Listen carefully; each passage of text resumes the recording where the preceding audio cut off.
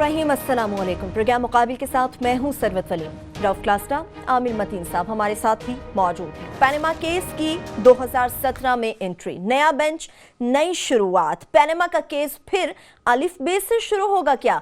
जमाली साहब के रिटायरमेंट के बाद नए चीफ जस्टिस साकिब निसार कमान संभालने को तैयार हैं। हम ना कहते थे कि पैनमा का फैसला पार्लियामेंट में होगा। पीपल्स पार्टी की जानिब से तहरीक इंसाफ को ताने, क्या इमरान खान की जानिब से सुप्रीम कोर्ट में जाकर कोई गलती की गई है?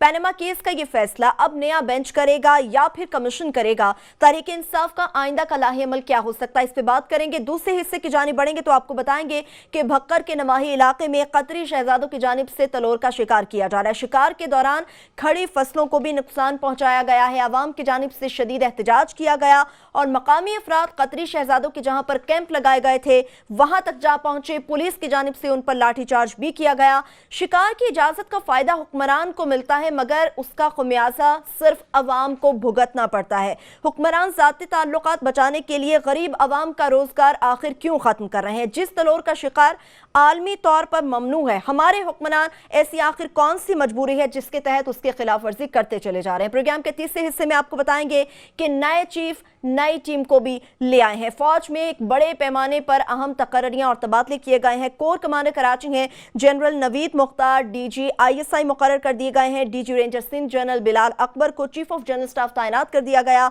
और DG ISPR general Asim Salim Bajwa GHQ में IG आर्म्स तैनात कर दिए गए। और प्रोग्राम के आखिरी हिस्से में आपको बताएंगे कि दुबई में काला धन रखने वालों की शामत आ चुकी है। दुबई में अरबों रुपए बैंकों में रखने वाले पाकिस्तानियों के लिए खतरे की घंटी बज चुकी। OECD के काला धन रखने वालों को जकड़ने के इक़दामात कर दिए गए। इस सारी सूरत हाल में असल मामला क्या है, इसकी तफसील भी आपके साथ शेयर करेंगे। सबसे पहले आमिर साहब, पैनमा के हवाले से बात करेंगे। जमाली साहब जा रहे हैं, नए चीफ जस्टिस साकिब निसार साहब आ रहे हैं। पैनमा का एक्सपेक्टेशंस थी कि फैसला हो जाएगा, आपको क्या लग रहा है इस सारी सूरत हाल में? नया बेंच बनेगा, नई शुरुआत, अलिफ बे से कहानी, या फिर पैनमा का जो सुप्रीम कोर्ट में रिजल्ट निकला है, इससे मैं समझता हूँ कि किसी की भी फतह नहीं, nobody is victorious in this case, neither the supreme court nor people's Noon league और PTI, कोई भी फतह याब नहीं है। सुप्रीम कोर्ट इसलिए कि सुप्रीम कोर्ट ने जब बिल्कुल PTI का धरना हो रहा था तो एकदम रुकवा के उन्होंने कहा नहीं हम ये टेकअप करेंगे। उस वक्त टेकअप किया, पहले टेकअप नहीं किया, पहले कहा फ्रिवलेस है, उस वक्त टेकअप कर दिया। तो उससे एक उम्मीद जागी कि शायद ये फैसला करेंगे और उसके बाद इनको जज करना चाहिए था कि इनके पास ये टाइम फ्रेम के अंदर आया ये कमीशन बनाएंगे या खुद फैसला कर सकेंगे। तो जिस तरीके से मुकदमा जा रहा था, आम आदमी को ये उम्मीद दिलाई गई थी कि जनाब ये हम ही फैसला कर देंगे। उस वक्त ये नहीं लग रहा था और समझ आती है अगर नून लीग वाले या PTI वाले लंबी पेशियाँ मांगते। हम ये नहीं कह रहे कि प्राइम मिनिस्टर को पकड़ लें या छोड़ दें, फैसले से पूरा मुल्क एक बंधा हुआ है। फैसला अगर नहीं है ये कर सकते थे, कमीशन बनाना था तो इनको अर्लियर ऑन ये फैसला देख लेना चाहिए था। जैसे इसके लिए जजमेंट्स होती हैं, ये बड़ी इंपॉर्टेंट होती हैं, उससे फिर ये अवाम की अदालत में चीज़ें चली जाती हैं। इसमें मैं समझता हूँ कि वकीलों के ऊपर ख़ास तौर पे मुझे इत्तफाक़न नक़ाश साहब को, हमें 1990 की दहाई में ये जब ये हुकूमतें बर्खास्त होती रही हैं, वो बड़े फ़ैसले देखने का और उनकी प्रोसीडिंग्स अटेंड करने का मौका मिला। फ़ैसले जो भी थे मगर क्या ज़बरदस्त वकालत होती थी, इधर से भी उधर से भी। एतजाज़ साहब जो है, मंसूर साहब, जो भी थे, बड़ी आला किस्म की प्रोसीडिंग्स होती थी। वकीलों पे नहीं शिकायत रहती थी, जजेस से रह जाती थी कि इन्होंने ज़्यादती की है। इस दफ़ा वकीलों से रही, दोनों तरफ से, पहले तो PTI के हामिद खान साहब पे तनकीद हुई कि वो पता नहीं किस तरफ बड़ी स्लो मोशन में जा रहे थे। उसके बाद नईम बुखारी साहब भी ड्रामेटिक्स में ज़्यादा थे, थोड़ा सा मसाला लेके आए मगर इतना नहीं था जिससे कि वो जज जो के गामजन थे या विलिंग थे कि इसका फैसला कर दें, तो उनके भी हाथ मजबूत नहीं किए गए। बहुत बड़ा फैसला था, प्राइम मिनिस्टर को आफ्टर ऑल अगर निकालना था तो उसके लिए जो एविडेंस इस किस्म का, ठीक है, बड़ा आम बंदे को भी नज़र आ रहा है। इसी वजह से उन्होंने छोड़ा भी नहीं है, लटका दिया है कि ना पकड़ने के लिए पूरा मसाला उनको काबू आ रहा था और ना छोड़ने के लिए इतना मौजूद था, इसलिए लटक गया। और नून लीग का ओवरऑल जो फिर सलमान भट्ट साहब की एक तो वकालत, दूसरा मैं उनको ब्लेम नहीं करता, कमज़ोर नज़र आए, इस तरह की वकालत की उनको आदत नहीं थी, नए थे इस काम में, मगर उनके हाथ में कोई मसाला दिया ही नहीं था। और उससे जो ये एक फीलिंग आ गई है ना कि मुल्क के प्राइम मिनिस्टर हैं और जो उसमें से बयान निकले कि उनकी टीवी की तकरीर पे एतबार ना करें और वो जो तकरीरें करते हैं जनाब उसकी कोई वैल्यू नहीं है और कोई एविडेंस जो नहीं दिया, तो उससे ओवरऑल एक मैं समझता हूँ एक थोड़ी सी डिमोरलाइजेशन में इजाफा हुआ कि हमें नहीं पता, मुझे नहीं पता इस वक्त फॉर एग्जांपल कि मेरे प्राइम मिनिस्टर जो हैं और ये 8 माह से ये सिलसिला चल रहा है कि वो ईमानदार हैं या नहीं है, सही और वो एग्जीक्यूटिव के फैसले रोज कर रहे हैं, रोज तकरीरें कर रहे हैं। आखिरी बात उसमें ये कि मैं समझता हूँ सबसे अब इम्पोर्टेंट नए उसकी जो कमीशन तो बनने जा रहा है इस चीज पे है कि उसकी हैयत क्या होगी, कौन उसको हेड करेगा, उसके मेंबर्स कौन होंगे, आया साकिब निसार साहब नए उसको हेड करते हैं या नहीं करते। उसके बाद टाइम फ्रेम, सबसे इंपॉर्टेंट है टाइम फ्रेम कि आया टाइम फ्रेम देते हैं। और जो मैं समझता हूँ पीटीआई के आखिर में नईम बुखारी साहब जो ये बाइकआउट कर रहे थे, ये पॉलिटिशियंस की बातें करते हैं, ये काम नहीं करते। उनको फोकस ये नहीं कह सकते थे मैं बाइकआउट करूंगा, ये पॉलिटिशियंस कहते हैं। उनको कमीशन का बाइकआउट, थोड़ा सा ड्रामेटिक्स में चले गए थे। उनको फोकस करना चाहिए था टाइम फ्रेम पे कि जनाब जब भी बनाए टाइम फ्रेम के साथ 2 महीने। तो बड़ी इंपॉर्टेंट है। क्लासा मैं आपकी तरफ आऊंगी, लेकिन अभी अपने देखने वालों को 9 दिसंबर वो तारीख थी जब जजमेंट आ चुकी थी कि क्या होगा पैनामा के हवाले से। 2017 के पहले हफ्ते से इसका आगाज होगा। अब फैसला ये जैसा से आमिर साहब ने कहा कि देखना होगा कि केस किस तरह से शुरू होता है, क्या अलिफ बे से शुरू होगा, कहां से शुरू किया जाएगा।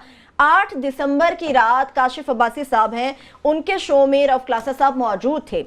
रऊफ क्लासा साहब की जानिब से जजमेंट को लेकर कुछ ऐसी बातें की गई थी जिन्होंने सुनने वालों के कान खड़े कर दिए थे। वो पहले क्लिप आपको दिखाते हैं, वापस आएंगे उस पर भी बात करेंगे। लास्टली मैं उसमें कहता हूं कि अदालत सब समझती है, इन्हें सारा पता चल गया है, इसीलिए जब वो कमीशन की बात कर रहे हैं तो अदालत पूरी तरह कन्विंस है कि इसमें कहां कहां पे गैप्स हैं, कहां कहां पे गलत बयानी की गई है, प्रूफ नहीं है। वजीर आजम साहब मान चुके हैं कि प्रॉपर्टीज हमारी हैं, बर्डन ऑफ प्रूफ उन पे है।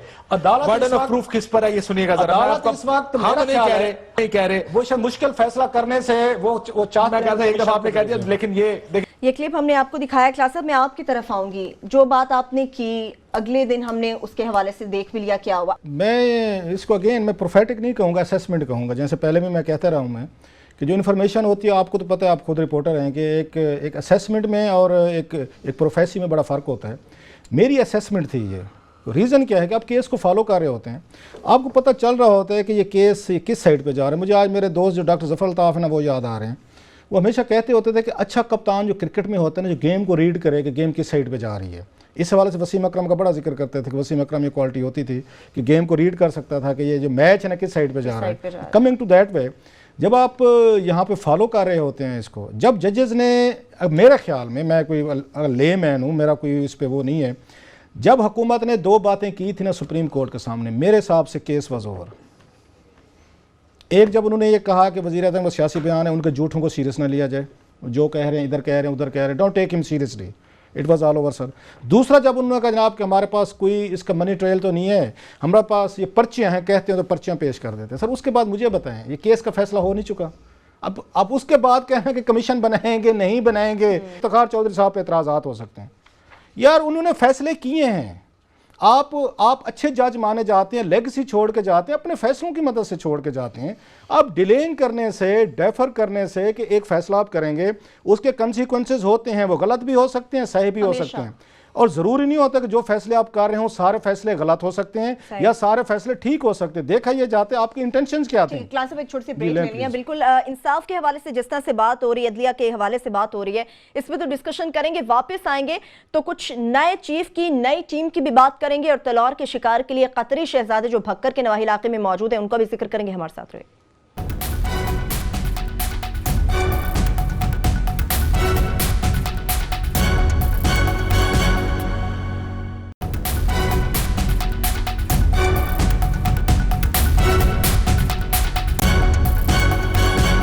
ब्रेक के बाद एक बार फिर से प्रोग्राम में हम आपको खुश आमदीद कहेंगे। क्लासेस साहब, कुछ इंसाफ के हवाले से हम बात कर रहे थे, अदलिया के मैं उसी पे ये बात कर रहा था, लोगों की उम्मीदें किसने इनको हाइप क्रिएट की। जो मैं उनका बयान सुन रहा था, चीफ जस्टिस साहब का एहतराम करते हैं हम उनका, अनवर ज़हीर जमाली साहब का, उन्होंने कहा जनाब कि हम लोगों की मर्जी या मीडिया की हाइप पे फैसले नहीं दे सकते। ये उनका बयान है लाहौर में जो उन्होंने कहा है।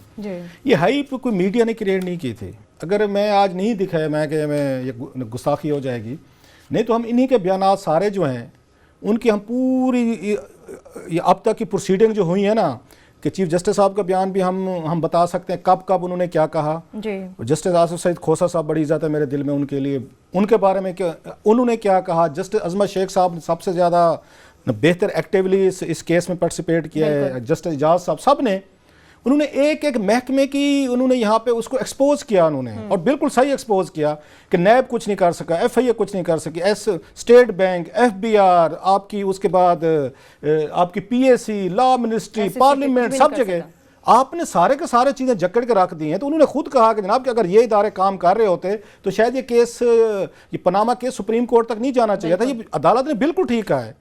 अब सवाल ये पैदा होता है कि जब जो बात आमिर कहते हैं कि रिग्ड हो गई हैं सारी चीज़ें, पार्लियामेंट को आपने रिग्ड कर दिया है, आपकी PAC को एक जाके लॉ सेक्रेटरी जो उस पर एक्सटेंशन पे है, करामत नियाजी साहब, जो 6 दफ़ा या 4-5 दफ़ा वहाँ कौमी असम्बली में एक्सटेंशन पे रहे हैं, उस पर अब उनको लॉ सेक्रेटरी दोबारा कॉन्ट्रैक्ट पे लगा दिया, वो जाके PAC को कहते हैं कि आप लोग इसको ओपन ही नहीं कर सकते, सुन ही नहीं सकते। आप होते कौन है? एक रिटायर आदमी जो 70 साल की उम्र के करीब पहुंच चुका है, जो दोबारा कॉन्ट्रैक्ट पे रखा गया है जिसको जानबूझ के, वो आके उसको कहता है ना PAC को कि आप होते कौन है सुनने वाले इस केस को। तो मुझे बताएं फिर लोगों का रुख ये किस तरह की जाए। लास्ट टाइम भी मैंने ये बात की थी कि ये जो आपकी सोसाइटी होती है ना, ये प्रेशर कुकर की तरह होती है, गवर्नेंस भी ऐसे होती है। आपने अगर इसका ये स्टीम निकलने के रास्ते ना रखे ना, तो ये सोसाइटी हो या गवर्नेंस हो या हुकूमतें हों या मुआशरे, ये ब्लास्ट कर जाते होते हैं। जैसे प्रेशर कुकर की अगर आप उसकी ना निकालें ना, उसकी सीटी, उसकी स्टीम, वो बस्ट कर जाती है। लोग किधर जाएं? लोग इंसाफ के लिए किसको देखेंगे? आप खुद उस पर कमेंट्स करते रहें। जब फैसले मैं रिपीट कर रहा हूँ, ये इन्हें क्लीन चिट देनी होती। अगर ये समझते हैं कि वज़ीर आज़म साहब का केस बड़ा स्ट्रांग है, जो बात आमिर कह रहे थे मैं इनसे नहीं एग्री करता कि नईम बुखारी उस पर कुछ नहीं ला सका। भाई नईम बुखारी क्या मजीद लेके आता जब सलमान भट्ट साहब ये कह रहे हैं कि don't take the prime minister of Pakistan seriously.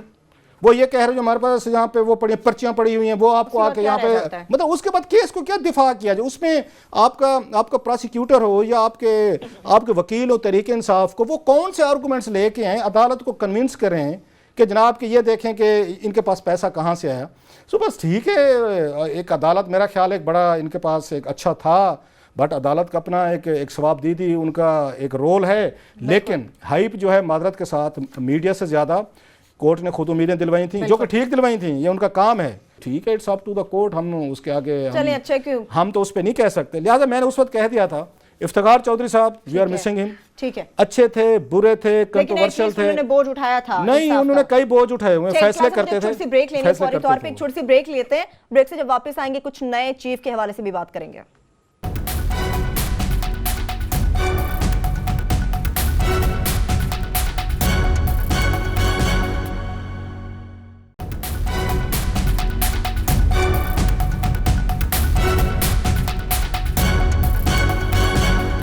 Break के बाद एक बार फिर से प्रोग्राम में हम आपको खुशामदीद कहेंगे। आमिर साहब आपकी तरफ आऊंगी, नए आर्मी चीफ के हवाले से कुछ बात करेंगे। नई टीम ले आए हैं, बड़े पैमाने पर तकर्रुर तबादले हो गए हैं। कहा जा रहा था कि शायद पुरानी पॉलिसीज का तसलसल भी चलता रहेगा, समझते पॉलिसी भी नहीं हो जाएगी?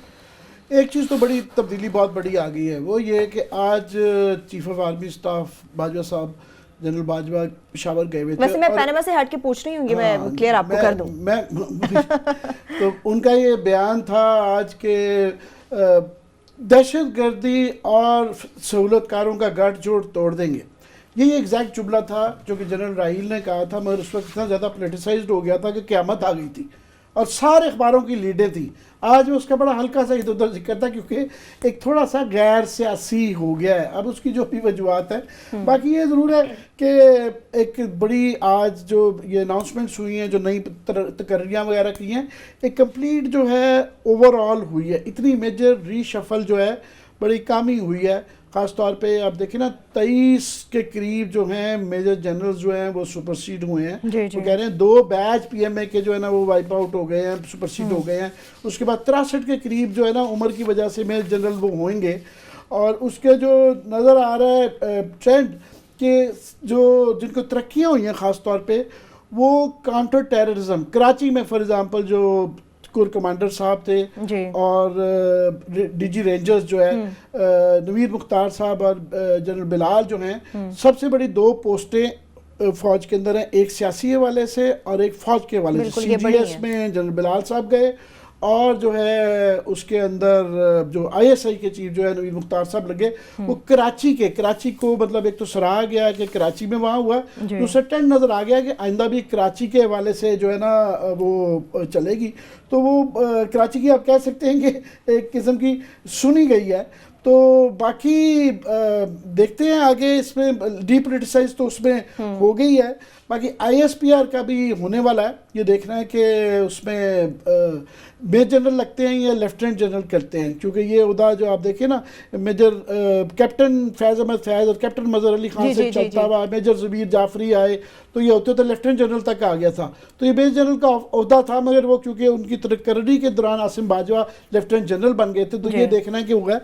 पर बहरहाल फौजी उससे नहीं है, मगर वैल्यू, पॉलिटिकल वैल्यू के लिहाज से ये होता बड़ा इंपॉर्टेंट हो गया। लास्ट ही मैं सिर्फ इन्फॉर्मेशन दे दूं कि जनरल बाजवा साहब बड़ा उन्होंने अच्छा किया कि वो ख़ास तौर पे जनरल इशफाक नदीम और रमदे साहब के पास भी गए और उनको कन्विंस करने की कोशिश की कि आप कैरी ऑन करें। उनकी सितंबर तक जॉब थी, मगर उन्होंने कहा कि नहीं जी, आर्मी की ट्रेडिशन है, तो हम वो अब चाहेंगे कि छोड़ना चाहेंगे।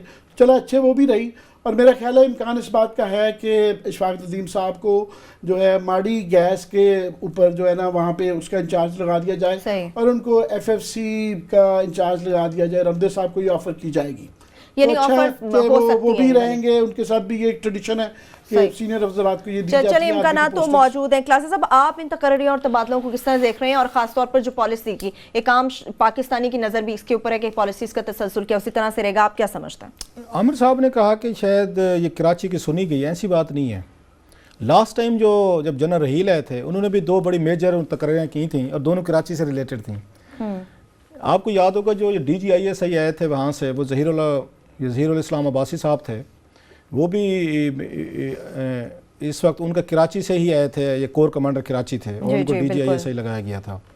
और दूसरी जो बड़ी आपको याद होगा कि वो DG रेंजर जो थे जनरल रिजवान अख्तर थे, उनको उठा के DG ISI लगाया गया था।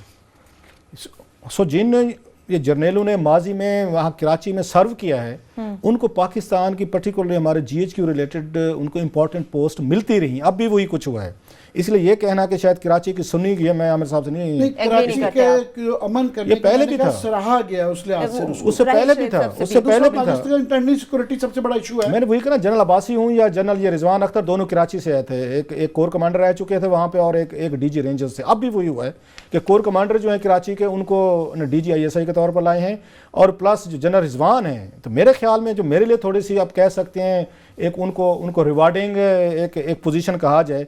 CGS की बड़ी प्राइजिंग पोस्ट होती है। CGS की वजह से जनरल मुशर्रफ और जनरल अली कुली में लड़ाई हुई थी, इनकी दोस्ती जो ख़राब हुई थी वो यही CGS की ही पोस्ट थी, चीफ ऑफ जनरल स्टाफ की। क्यों?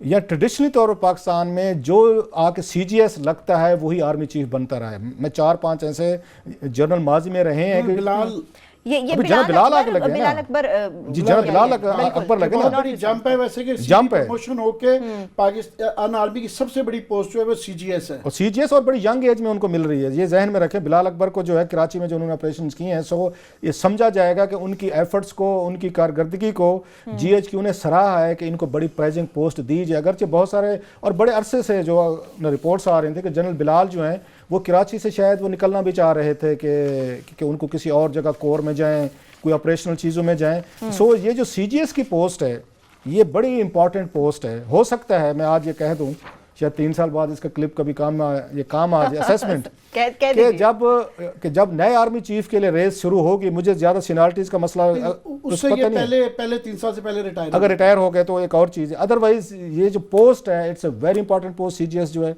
आर्मी चीफ के बाद ये नंबर 2 पोस्ट समझी जाती है उसमें आर्मी के सर्कल्स में। है आपके बिलाल अकबर अब वो आमिर कह रहे हैं क्योंकि मैंने कभी आर्मी पे ऐसा इस तरह काम नहीं किया। सितंबर में जो है ना 3 साल के उनकी नवंबर में आएगी अगले 3 साल बाद, तो ये 2-3 माह पहले।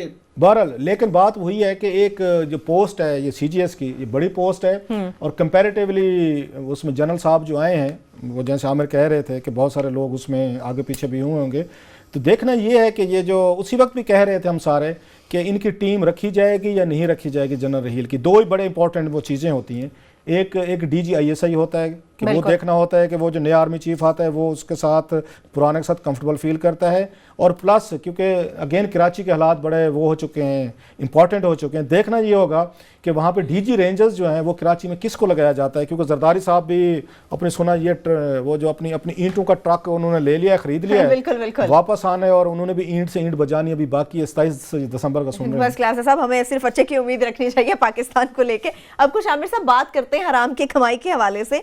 ये तो बताएं कि दुबई में जो हराम की कमाई जाती है उनकी शामत क्या आएगी? ये OECD के काला धन रखने या हराम की कमाई रखने वालों को जकड़ने के इकदाम क्या हैं? इसके पीछे क्या स्टोरी है? ये जिनकी भी दुबई में आराम की कमाई है और वैसे ही बाहर रहना, वैसे उनके जिनकी ना लिए कहीं अक्सर की है, अक्सर दो ये बताए, ये मेरे नहीं, साठ डार साहब के अपने फिगर्स रहे हैं कि 200 अरब रुपया पाकिस्तानियों का, 200 अरब डॉलर जो है, वो स्विट्जरलैंड का कहते थे, जिससे बाद में वो ये मुकर गए थे जी। मैंने कभी 200 नहीं कहा। अरब डॉलर जो है वो तो स्विस बैंक की रकम है। बहुत बड़ी वो रकम है। पाकिस्तानियों का अगर बाहर है तो ये उसमें से अब वो जिनका भी पैसा है उनके लिए बहुत बड़ी वार्निंग ये आ सिर्फ गई दुबई है। से रिलेटेड है सर, ये जी, 200 अरब डॉलर से रिलेटेड नहीं है, ये नहीं दुबई से नहीं, ये related दुबई है। से रिलेटेड है, जिनका भी बाहर है। और ओवरऑल दुनिया में एक तो ट्रेंड चल रहा है कि ये जो दुबई भी छुपाई हुई दौलतें थी ना, लोग ओपन अप कर रहे हैं। दुनिया में एक ट्रेंड चल रहा है, यूएई में भी उस ट्रेंड की इब्तिदा हो गई है, बड़ा खौफनाक किस्म का, कि वहाँ के बैंकों ने और ख़ास तौर पे HSBC ने नोटिस जारी कर दिया तमाम लोगों को कि जिन जिनके पास वो जो दुबई में पैसा है और वो रेजिडेंट नहीं है, वो बता दें कि उनका अपने अपने मुल्कों में वो उसकी टैक्स देते हैं या नहीं देते हैं। नहीं बिल्कुल। देंगे, लोकल भी नहीं बताएंगे कि ये रेजिडेंट के हमारा यहाँ की कमाई भी है दुबई की, या बता देंगे पाकिस्तान से फॉर एग्जांपल अगर किसी का पैसा है तो उसकी टैक्स की रसीद दिखा दें, वरना हम उसको पब्लिक करने जा रहे हैं। वो शुरू ये काम अमेरिका से हुआ था कि अमेरिका में 2-4 सालों से उन्होंने एक कानून सा बना दिया हुआ जिसे फैटका कहा जाता है, कि US foreign tax compliance act. उसमें यह है कि जनाब चूंकि अमरीकी जो भी शहरी हैं, चाहे वो बाहर भी रह रहे हैं, उनको टैक्स देना पड़ता है। तो उन्होंने तमाम दुनिया के बैंकों से कहा था कि जनाब हम हमें बताएं कि किस किस अमरीकी का आपके पास पैसा है, वरना हम अपने मुल्क में आपको ऑपरेट नहीं करने देंगे बैंकों को।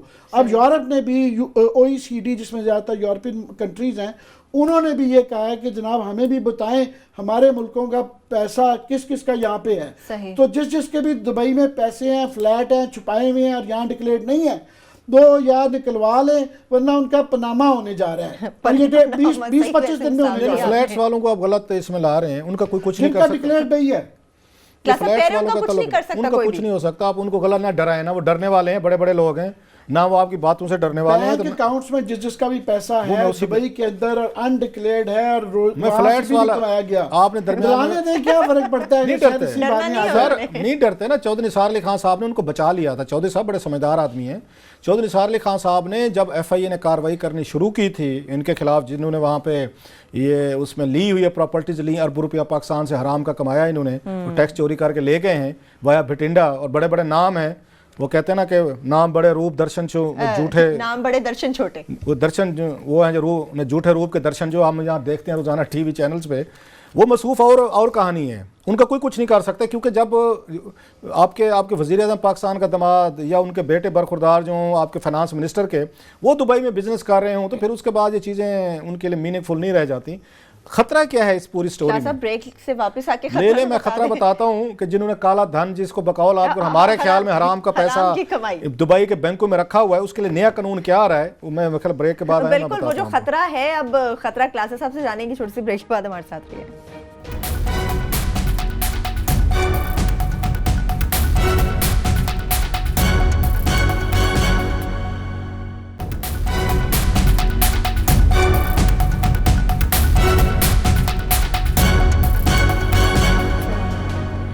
ब्रेक के बाद एक बार फिर से आपको प्रोग्राम में हम खुश आमदेद कहेंगे। क्लास साहब आपकी तरफ थे, खतरा कुछ आप बताने वाले थे, खतरा है क्या?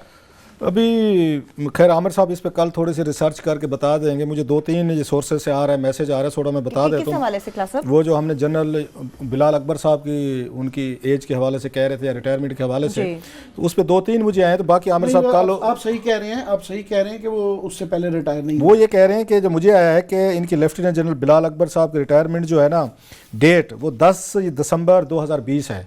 सो 3 साल की 4 साल की पोस्टिंग है।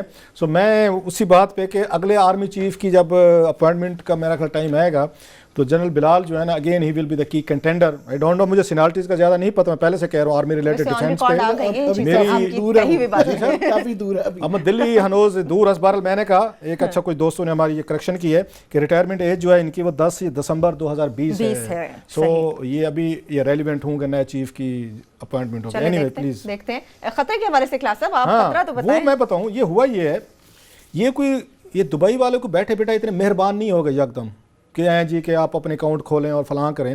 हुआ ये है कि एक यहाँ पे एक इंटरनेशनल एक तंजीम है OECD। जी, OECD के 35 ममालिक इस वक्त, पाकिस्तान ने भी एप्लीकेशन दी हुई है, इंडिया ने भी दी हुई है। इंडिया बल्कि इस साल शायद मेरा ख्याल है एंड तक या अगले साल ये इंडिया जो है इसका मेंबर बन जाएगा। इसके तहत इसका फार्मूला क्या है, जी। इसके जो मेंबर कंट्रीज होंगे वो एक्सेस कर सकेंगे दुनिया भर के जितने भी बैंक्स हैं उनका डाटा, कि अगर पाकिस्तानी हैं, इंडियंस हैं, बंगालीज हैं, वट जो भी हैं, कि वो अपने बैंकों से पूछ सकेंगे कि हमारे नेशनल जो है उनके अकाउंट नंबर बताएं, कितने पैसे पड़े हुए हैं आपके पास, डिटेल दें। कहाँ लीगली पड़े हुए हैं? कहाँ पड़े हुए हैं, लीगली सारे बैंक्स बाउंड होंगे कि होस्ट गवर्नमेंट्स को वो डाटा दें। अब दुबई में यही कुछ होने जा रहा है, दुबई भी उसका मेंबर बन गया है, उसका है, लिहाजा वो इनको आगे दबाव डाल रहे हैं। अब उन्होंने बैंकों ने इनको वहाँ पे ईमेल्स भेजना शुरू कर दिए अपने क्लाइंट्स को कि जनाब अली, हम ये जनवरी से ये हम डाटा हम ओपन करने जा रहे हैं, सो हमसे जो भी डाटा मांगेगा ये दुनिया भर में कि हमारे किस किस नेशनल के वहाँ पे अकाउंट्स हैं, तो लीगली तौर पर हम बाउंड होंगे कि शेयर करें। मतलब ये था कि आपने यहाँ से ब्रीफ केस भरने हैं, पैसे ले जाने हैं, कोई हराम का माल किसी और साइड पर लगाना है तो ले जाएं, क्योंकि बेसिकली या वो कहते हैं जो आमिर ने बात की, हमें टैक्स की, अगर आपने होस्ट कंट्री में आपने टैक्स दिया है, पैसा ले गए हैं, तो देन नो वरीज, वरना वो पब्लिक करने जा रहे हैं, पब्लिक करने जा रहे अच्छा। हैं। लेकिन वो यहाँ से पैसा पाकिस्तानी अगर भेजा है तो वो इसलिए भी फंस जाएंगे कि पाकिस्तान से तो लीगली तौर पर $10,000 से ज़्यादा तो ले जा नहीं सकते आप, जा नहीं सकते। अगर आप जाते हैं। हाँ, कोई अगर आपने कोई उसके अयान अली साहिबा की तरह के कुछ आपने कोई अगर अपने कंट्रैक्ट रखे हुए थे तो फिर तो एक और बात है। सो पैसा जो यहाँ से कमा के लेके गए थे बेचारे, तो उनके लिए मेरा ख्याल है मुश्किल टाइम आने वाला है, अगरचे पाकिस्तान में नहीं आएगा। रीजन वहाँ तो आ जाएगा, रीजन कि जिन्होंने कार्रवाइयाँ करनी है उन्हीं के अकाउंट्स निकलेंगे। देखिएगा अल्लाह के फजल से, जिनके नैब वालों के निकलेंगे, आपकी FIA के निकलेंगे, FBI के निकलेंगे, इसके बाद बाकी जितने, क्योंकि पैसे ये कमा रहे हैं, या चंद बिजनेसमैन होंगे। अब आमिर मतीन के मेरे अकाउंट से दुबई में निकलने से रहे कि हमारे खिलाफ कार्रवाइयाँ शुरू हो जाएं। सो ये थोड़ी सी उनके लिए खबर जो है थोड़ी सी डिस्टर्बिंग जरूर है, लेकिन वो टैक्स के कंसल्टेंट बैठे हैं, कंपनीज बैठे हैं, बड़े बड़े जहीन लोग दुनिया बैठे भर में हैं। तंग हो रही है, दुनिया तंग हो रही है ब्लैक मनी के, हराम की कमाई, अनडिक्लेयर्ड पैसे का, नए राहें निकल आती हैं, कहीं तो मुश्किल होगी हो ना। रहा है। अब टैक्स कंसल्टेंट इसीलिए बैठे हुए हैं सर, वो अब उनके मजे हो जाएंगे, टैक्स ये कंसल्टेंट के वो तरीके बताएंगे कि इसको ऐसे नहीं, इधर इधर से नहीं, इसको वाया भिटिंडा उनका निकाल कारोबार देते अब ऊपर जाने हैं। हाँ वाला हाँ, उनका कारोबार, जो इंश्योरेंस में बैठे हुए हैं, जो टैक्स में बैठे हुए हैं, चार्टर्ड अकाउंटेंट्स हैं, उनका कारोबार माशाल्लाह अल्लाह के फजल से, जो बैंकर्स हैं इनको तरीके बताएंगे कि पतली गली में से कैसे निकलना है। अब यहाँ से निकालो, इसको इधर से चैनल करते हैं, ये नहर निकालते हैं, ये कुआं निकालते हैं, कहीं पे हम कोई दाल दलिया कर लेंगे सर, कर लेकिन लेंगे जब तक कुएं निकलेंगे क्लासेस साहब, आमिर साहब, तब तक तो कुछ ना कुछ होगा ना, जब तक कुएं निकल सकेंगे। नहीं, कुएं ये जो है कुछ तो हो जाएगा ना आइंदा मुश्किल हालात होते जा रहे हैं कि ये मुश्किल होता जा रहा है। मेरा लोग कतर की स्टोरी पे जो है ना क्लास साहब के वो ले बिल्कुल, लेंगे वहाँ हम कि- अब हाँ, डेफिनेटली उसका जिक्र करेंगे। क्लासेस साहब, ये जो तलवार के शिकार की खबरें दमादम चलती आ रही कतरी शहजादों के हवाले से, अवाम तो बेचारी बड़ी परेशान होगी। एक जरा तो भक्तर दाद- की हालत तो पहले मुझे बता दें एक आप। मैं बड़ा दिल चाहता है, मैं हैरान हूं कि इनको ले जाया किस रोड से गया होगा कतरी शहजादों को, क्योंकि जब हम जाते हैं तो 10 घंटे लगते हैं आपको बखर जाने में, और रास्ते में आप जिस तरह जाते हैं रोजाना सुनते हैं कि वहाँ पे एक्सीडेंट्स होते हैं, कि लोग बेचारे जो हैं मरते हैं इस रोड्स पे। रोड्स एग्जिस्ट नहीं करते, इतना गंदा रोड है। यहाँ से आप चले ना इस्लामाबाद से, यहाँ तलागंग मियाँ वाली आगे जाएं, उस बखर लिया मुजफ्फरगढ़ राजनपुर तक, तो सड़क तो आपको वहाँ मिलती नहीं है, वन वे रोड है, बड़े एक्सीडेंट्स होते हैं। सो एक तो मैं परेशान हूँ, ये कैसे लेके गए थे, ले भी गए हैं, दाद दें वैसे साउथ के लोगों को कहते हैं जनाब, ये मारें खाते रहते हैं, एजिटेट नहीं करते। पहली दफ़ा हुआ है कि वहाँ पे बखर के किसानों ने खड़े होकर मुजाहरे किए हैं कि हमारी आप ये फसलों को तबाह कर रहे हैं, किसी का रिस्क आप यहाँ जला रहे हैं। मतलब जलाने से मुराद है कि आप वहाँ के अंदर से जाते होंगे आपने, अच्छा हाँके के लिए बहुत सारे लोग होते, कुछ हाँकते होंगे शिकार, कुछ गोलियाँ चलाते होंगे, वट सो बखर के लोग बाहर निकलेंगे ना, हमारी फसलों का नुकसान हो रहा है, खुदा का खौफ करें। अपने मुल्क में कतरी हमारे शहजादों के रूल देखें, वहाँ पे ट्रैफिक की अगर आप एक खिलाफ वर्जी कर लें ना आमिर साहब, एक्सीडेंट कर लें, अगर आपने गाड़ी को आपने अगले 5-10 मिनट्स में नहीं हटाया वहाँ से, तो 1000 आपको कतरी रियाल जुर्माना। सही जी, अपने मैं और भाई आपको लंबी लिस्ट दे सकता हूँ कि सिर्फ उनके जुर्माने बता रहा हूँ जो अगर आप ट्रैफिक वायलेशंस के हैं। 1000 ना 1000 रियाल है, वहाँ पे 300 रियाल है, 500 रियाल। अपने यहाँ तो ये शहजादे जो हैं एक छोटी सी ट्रैफिक की खिलाफ वर्जी बर्दाश्त नहीं करते। यहाँ पे उन्होंने जनाब ये पूरे का पूरा बखर के खेत हैं और ये लोग हैं जो बेचारे बाहर निकले हुए हैं। एक मैं छोटा सा वाक़या सुनाना चाहता हूँ, उसके बाद ओवर टू आमिर साहब, कि अभी इन्होंने ये कतर जो है, इन्होंने ये इंडिया के साथ डील साइन किए हैं।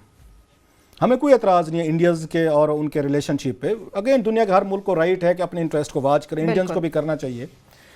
अब इनसे वो क्या ले रहे हैं और हम क्या ले रहे हैं? हमने उनसे कतरी शहजादों से खत लिया है कि हमें वो तोते की जान उसमें फंस गई, पंजरे में आ गई है, तो एक हमें खत दें। बदले लिया वैसे क्लास साहब, ये भी तो बताएं। उन्होंने इसी के बदले दिया ना। ये जो देख रहे हैं बलूचिस्तान में गए, वहाँ मसला हुआ, उसको कतरी शहजादे को उसने प्राइम मिनिस्टर ऑफिस फ़ोन किया, जनाब 1 मिनट में सारी की सारी चीज़ें वहाँ क्लियर कर दी गई, उनको इजाज़त मिल गई।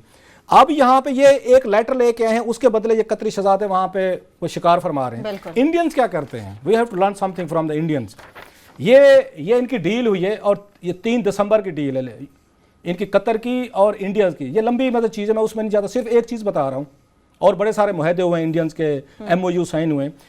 इस कतर प्राइम मिनिस्टर ने ये इंडिया को ऑफर की है, कतर के प्राइम मिनिस्टर ने, कि हमारे यहाँ पे ये आपको फीफा वर्ल्ड कप होना है कतर में 2022 में। सही। आप ऐसे करें कि यहाँ पे अगेन कतर में आपकी इंफ्रास्ट्रक्चर की और उसकी इन्वेस्टमेंट की अपॉर्चुनिटीज़ हैं, इंडिया आए और इसको एक्सप्लॉइट करे, इस्तेमाल करें। मतलब कि आप आए, अपनी मैन पावर भी भेजें, अपने लोग भी भेजें, अपने बिजनेसेस या कॉन्ट्रैक्ट्स भी लें। अगेन आई एम रिपीटिंग कि उनको राइट है इंडियंस को, ये कतर को, कि वो डील करना चाहते करें। और भी बड़ी सारी चीज़ें उन्होंने ऑफर की हैं इंडिया को। और हम उनसे क्या लेके आते हैं? एक लेटर लेके आते हैं। उसके बाद इंडियंस क्या लेते हैं? अपने वर्कर्स के लिए डील लेते हैं ताकि जो ये उनके हैं वो जा सकें। एक लतीफ़ा मशहूर है, बड़ा मुख्तसर सा, हमारे पास सिर्फ 1 मिनट बाकी रह गए हैं। लतीफ़ा ये है कि जब ये पाकिस्तानी जाते हैं ना, इन्होंने डील करनी हो बाहर इंटरनेशनल मुआहदे, तो पहले कहते हैं कि इसमें हमारा हिस्सा क्या है। उनके बारे में कहते हैं, इंडियंस के बारे में कहते हैं कि नहीं, जब वो करने जाते हैं पहले पूरी डील कर लेते हैं, डील साइन हो जाती है, फिर कहते हैं अब हमारा हिस्सा दें। ये फर्क है। पहले अपने मुल्क के मफादात वो उसको कवर करते हैं, फिर कहते हैं हमारा हिस्सा कदर है। हमारे जाते हैं वो कहते हैं चलें एक खत दे दें, उस खत के बदले सब कुछ ले लें। ज्यादा भारी नहीं हो गया आमिर साहब? हमें तो पता ही नहीं चलता कि इसमें जो कतर के साथ जो हो रहा है ये हमारे प्राइम मिनिस्टर नवाज शरीफ साहब के ये ज़ाती काम है या मुल्क के मफाद में हो रहा है। हमारे यहाँ तो क्लीन लाइन ही रहेगी। और अब तो ये सुप्रीम कोर्ट के अंदर ज़्यादा खतरनाक होती है कि ये सबूत दे दिए गए हैं कि ये जो रॉयल फैमिली है ये प्राइम मिनिस्टर ने की के पार्टनर्स हैं, ये पार्टनर्स हैं। अब ये उनको ये तो देना ये किसी किस्म की वो है। और ये सबसे बड़ी खराबी मियां नवाज शरीफ साहब ने, प्राइम मिनिस्टर नवाज शरीफ ने ये की हुई है कि ये ज़ाती और कौमी मफाद का एक तफरीक ही नहीं अब रह गई है। और मैं हमेशा सोचता था कि इन्होंने इस दफ़ा प्राइम मिनिस्टर का पोर्टफोलियो अपने पास ख़ास तौर पे क्यों रखा हुआ है अभी तक, कि भुट्टो साहब का, बेनज़ीर साहबा जो थी वो बड़ी फॉरेन अफेयर्स में अपना इंटरेस्ट लेती थी, समझ आती थी, ये नहीं लेते इतना ज़्यादा, मगर वो रखा सिर्फ मुझे अब ये शक पड़ता है इसलिए भी है कि उनके ज़ाती मरासिम है सऊदी अरबिया से, उनके ज़ाती मरासिम है UAE से, उनके ज़ाती मरासिम है कतर से। तो सारी फाइलें जब आपके पास पोर्टफोलियो का मनसब इसका वजारत खारजा का आपके पास होता है, सारी फाइलें आपके पास आती हैं। सो आप साइन करते हैं कि किस शहजादे को क्या देना है। सो हमें नहीं पता है सऊदी अरबिया से जो पॉलिसी बन रही है वो इनके ज़ाती मफाद में बन रही है या मेरे कौम के मफाद में, और इनका नुकसान भी पूरा करें। ये आप बखर के गरीब ये किसानों के नुकसान पूरे करें। ये उनसे कतरी शहजादों से भी हमारी इल्तजा ही कर सकते हैं। बड़े लोग हैं, बड़े लोगों से दोस्तें हैं, मेहरबानी फरमाएं। गरीब लोग हैं ये, इनकी सारे साल की फसल का इन्हिसार बैरन एरिया है, ड्राई एरियाज हैं, इनको मेहरबानी फरमाएं, इनकी कंपनसेशन करें, इनको कुछ दें वहाँ पे। बिल्कुल बिल्कुल, जो खड़ी फसलें तबाह हो गई हैं यकीन है उसके तौर पे हुकूमत को कुछ ना कुछ तो देना पड़ेगा। जिस तरह से आमिर साहब ने बात की, समझ नहीं आती ये ज़ाती मुफाद है या मुल्की मुफाद, लेकिन एक आम पाकिस्तानी यकीनी तौर पर यह जानता है कि ये सिर्फ ज़ाती मुफाद है, मुल्की मुफाद इसमें कहीं नहीं है। इसके साथ ही प्रोग्राम अपने इख्तिताम को पहुँचता है। अपना बहुत सा ख्याल रखिए।